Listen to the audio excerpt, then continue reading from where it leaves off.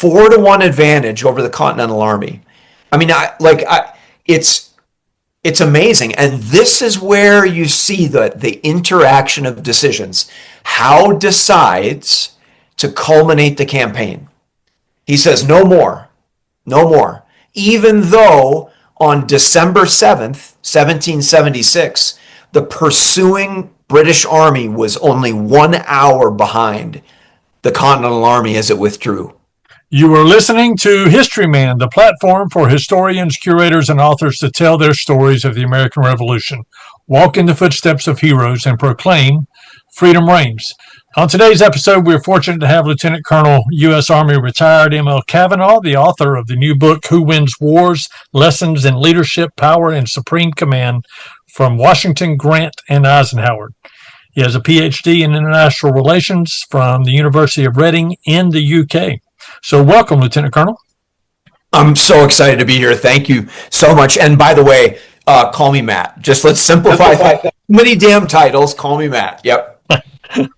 Well, that's a wonderful thing about being American. We kind of did away with a lot of those titles when we became Americans, and we kind of just shirk off a lot of that stuff. And because we all come from somewhere, and we're all, in my mind at least, and I think it's an American viewpoint, we're all equal. And and we Americans as good a title as there is. There is. I mean, it's a beautiful system, and it's a way that everybody can start off equal, and then hopefully we've set up our society where everybody has the ability to work out their freedoms, work out their goals and aspirations in a society that the individual is primary in the eyes of government or in the eyes of society. So thank you. Tell me about where we can find your book and what the genesis of this book is. So it's distributed through Simon & Schuster, and it's a product of Matt Holt Books and the team there. You can find the book itself at whowinswars.com. And then my personal website is mlcavanaugh.com. So, people spending about 30 seconds on Google can find the book pretty quick. In the book, you do a comparison of peer relationships between the different commanding generals at different times in the world, and you draw out insights from those. It's not just you look at, for instance, Washington, or you look at Eisenhower or whoever. You're actually comparing those generals to their counterpart on the other side of the conflict, and then you're drawing from those. Is that correct? 100%. Yeah. I really wanted to answer the question, what makes a great general great, and why, how? And if you'll permit me just like a snippet, a short reading from the book. In 1776, the Continental Army faced disaster. British troops were much older, far more experienced, on average 28 years old, with 7 years of military experience. In contrast, American soldiers were about 20 years of age, had less than 6 months of training. The British invasion force was enormous. 32,000 soldiers, 10,000 sailors, 400 ships, larger than any American city at the time. Relative to today's national population, that would be an approximate invasion force of 6 million, descending on New York City. Washington had 16,000 troops in the area that month. How did he do it? I mean, how did this ever work? And it's not just that. You can see those sorts of scenarios playing out across time. And I wanted to know who wins wars, who does it. A guide to sort of getting under and into Napoleon's hat. And it's not just what makes a general great and what makes a great general, which is like an age-old, it's like the earliest form of a Monday morning quarterback question. It's bigger than that. It's about strategic leadership, and it's far beyond the battlefield. Now, there's some caveats that I put out in the front of the book. If you're the Yankees and you're playing a team of little leaguers, there's no need for superior strategic leadership or superior supreme command. So sometimes the battlefield mismatch is just enough. But in close contests for the highest stakes, yeah, strategic leadership matters. And actually, the phrase, you were getting at it in the introduction, but American greatness has become a loaded political phrase for some people. But I think this book puts a finger on the very genesis and nucleus of American greatness on the battlefield, because without it, this country wouldn't even exist. In the 18th century, Washington outlasts the British, and America survived. In the 19th century, Grant ground down the Confederates, and America held on. And in the 20th century, Ike beat back the Nazis, and America stayed safe. And like the last 3 centuries, our 21st century may yet rest on the shoulders of some strategic leader or supreme commander.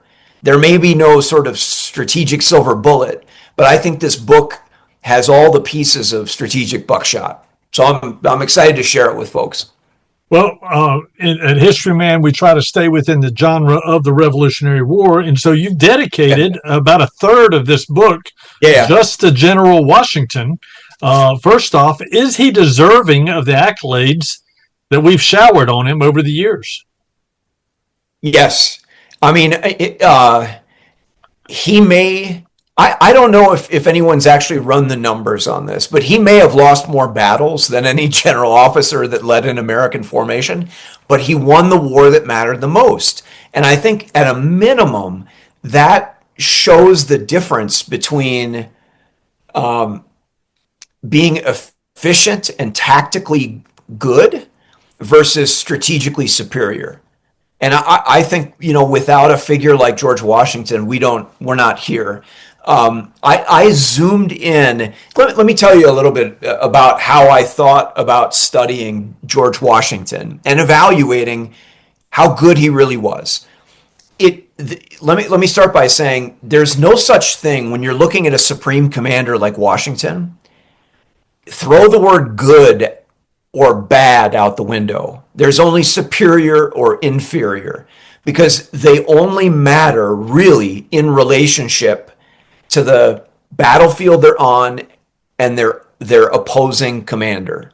And so we're evaluating Washington against General Howe, because General Howe and his decisions on the other side of the field shaped Washington and his decisions more than any other factor on, in context.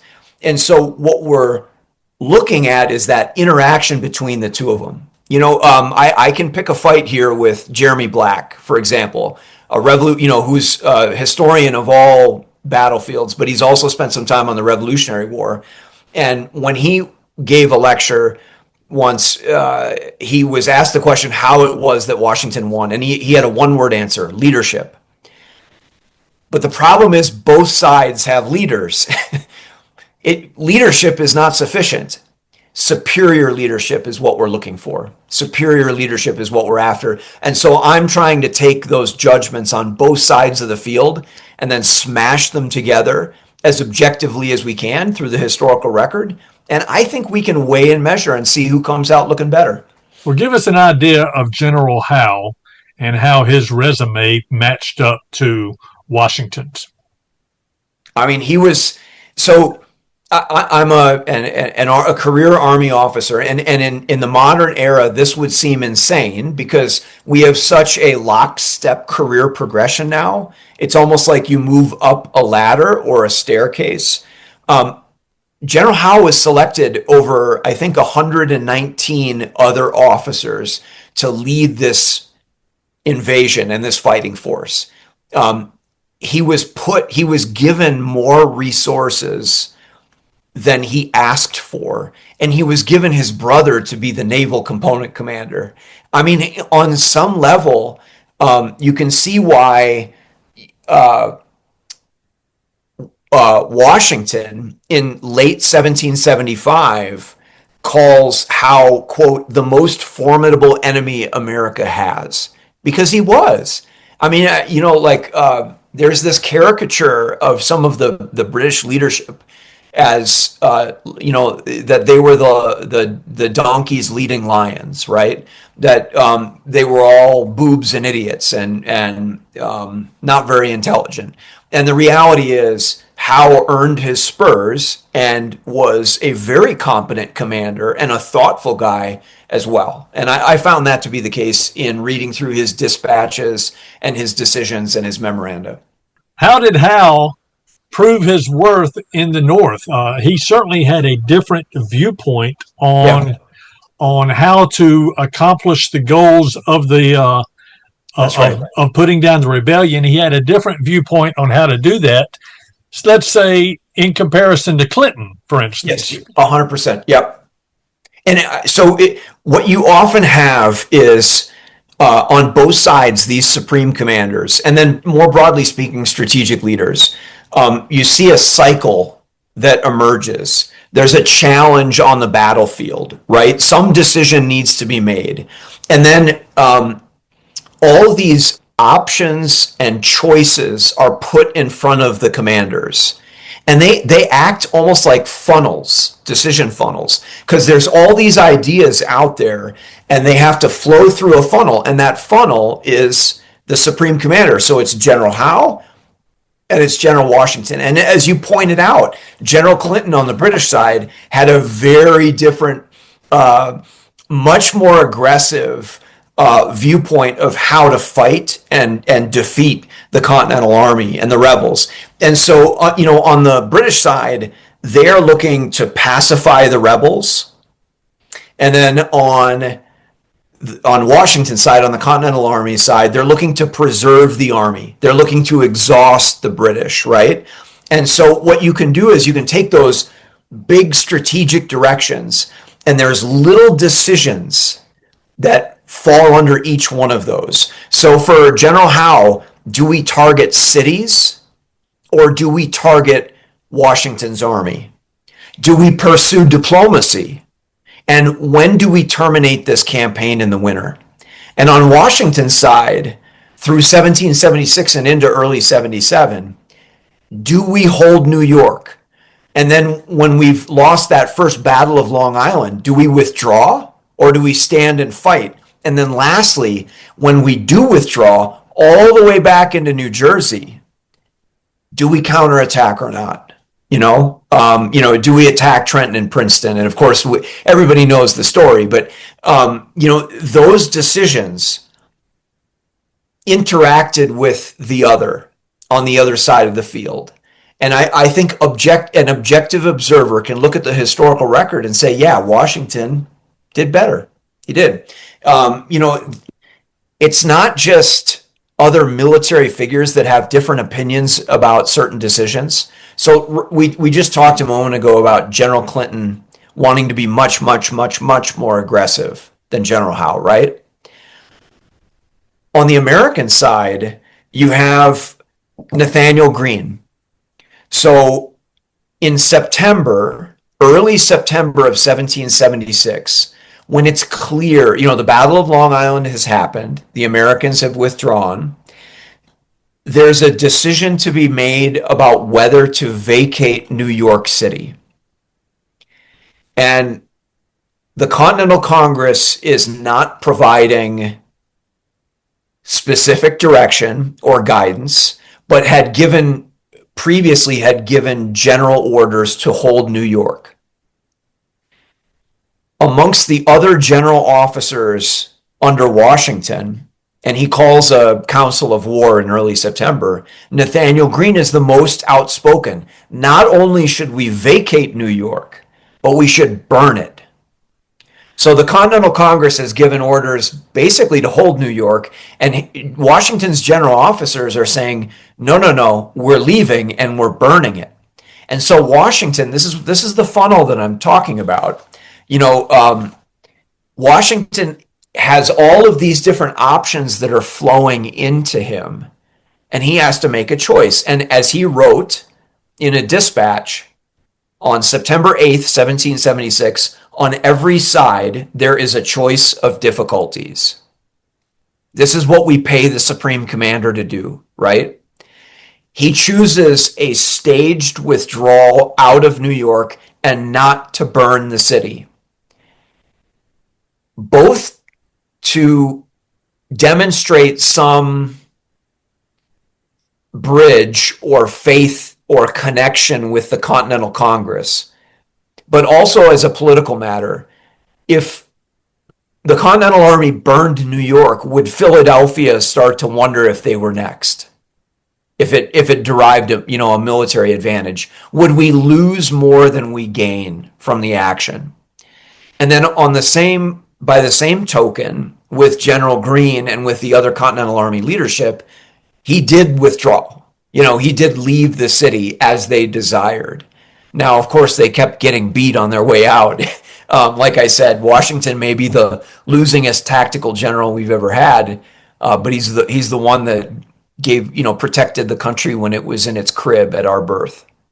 I remember some lessons in history that I in my past, where it was talking about you fight these battles for some sort of political finality in the end. You just don't keep fighting the battles just to fight battles. There has to be a political remedy in the end. And certainly that was during Robert E. Lee, when he was trying to fight, and he was fighting a defensive war in the South and made the terrible decision to go up into Gettysburg and that sort of thing. But he was like, we need to have a political decision, and he was fighting with the Southern Congress to do that. But I find those same lessons also in the Revolutionary War, where Washington is constantly fighting a political war as well as an actual, bullets flying on both sides type of war, a violent war.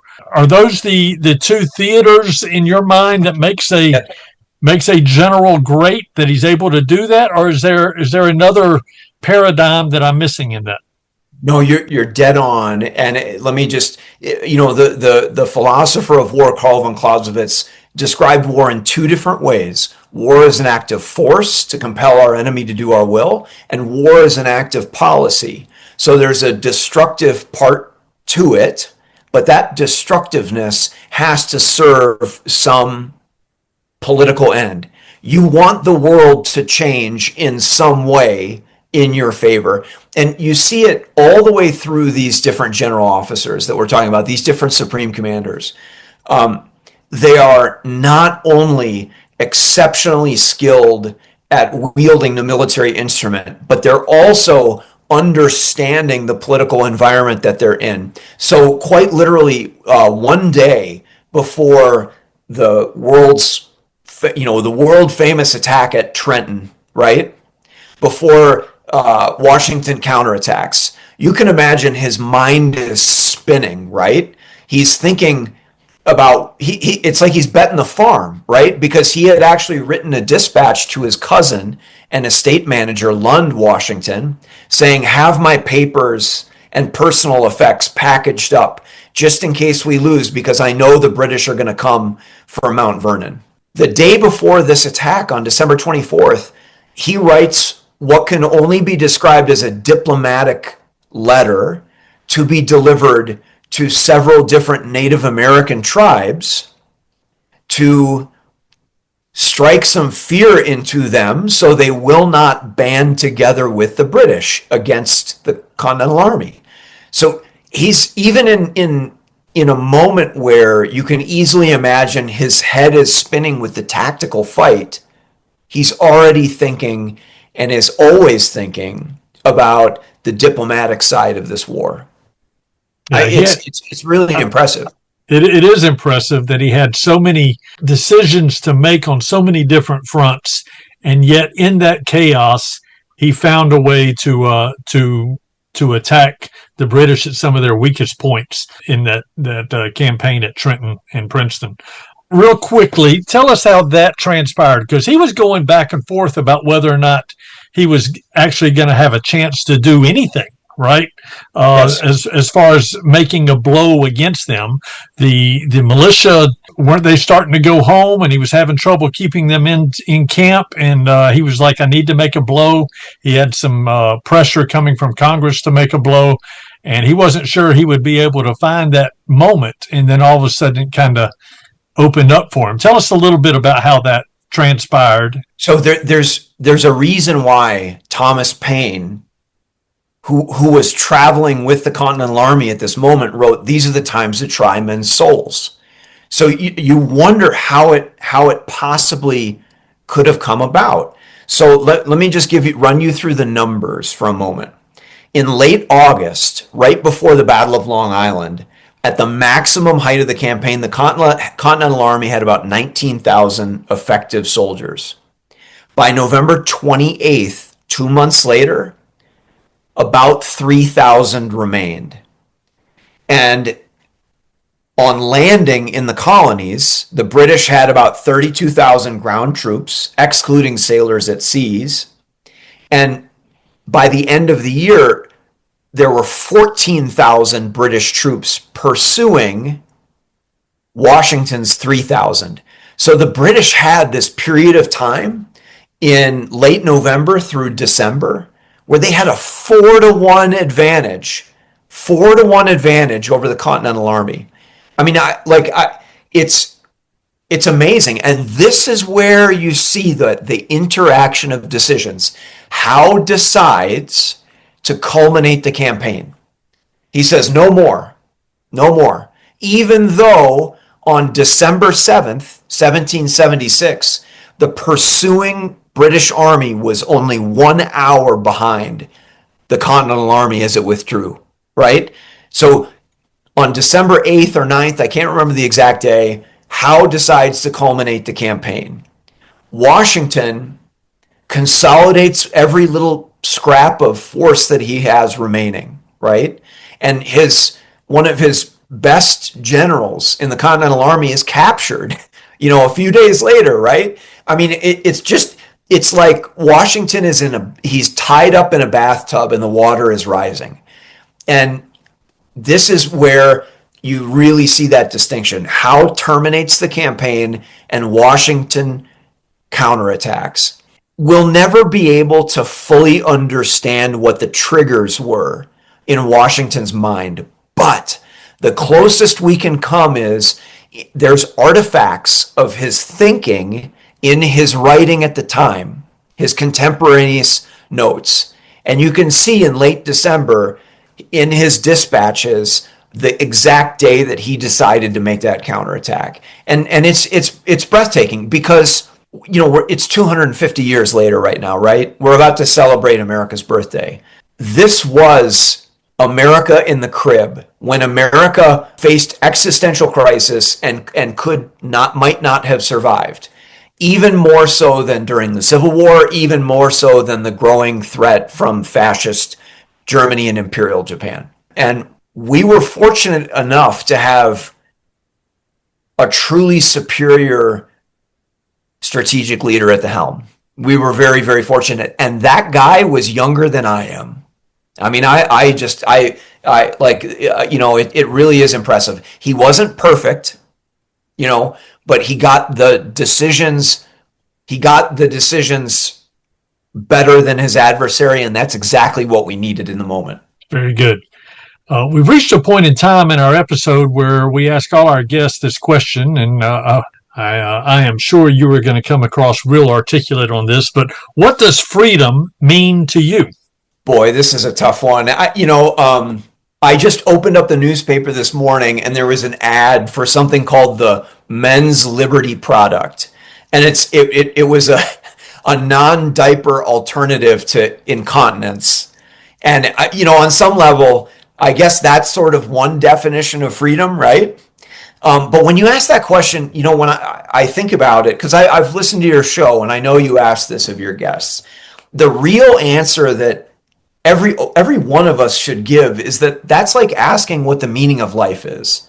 The point is that we get to define it for ourselves, right? We have the freedom to define it for ourselves. And when I hear that word, I think about responsibility. Freedom is never fully realized individually. So I'm a retired Army officer, right? I know very well that many people sacrifice their freedoms so that we can all enjoy ours. Soldiers, of course, do that, right? But doctors and nurses, they free us from sickness. Teachers free us from ignorance. Historians free us from ignorance. Cops free us from fear. So to me, it's this big balance, right? It's that balance between freedom from and freedom to. And freedom can be felt individually, but it's not, freedom's not really about me, and it's not really about you. It's about getting to some better form of we. It's something that we do together. So I appreciate that you asked this question, because it's one of those things that if we don't keep asking and if we don't keep thinking about it, we lose it. Well, tell us again how we can get your book and kind of what your hope is if people read the book. The book's called Who Wins Wars? Lessons in Leadership, Power, and Supreme Command from Washington, Grant, and Eisenhower. And a former Supreme Allied Commander of NATO, Jim Stavridis, has called it the best book on American Supreme Command I've seen in a long time. It's distributed by Simon & Schuster. It's through Matt Holt Books. You can find it at whowinwars.com, or my personal website is mlcavanaugh.com, which is C-A-V as in Victor, A-N-A-U-G-H.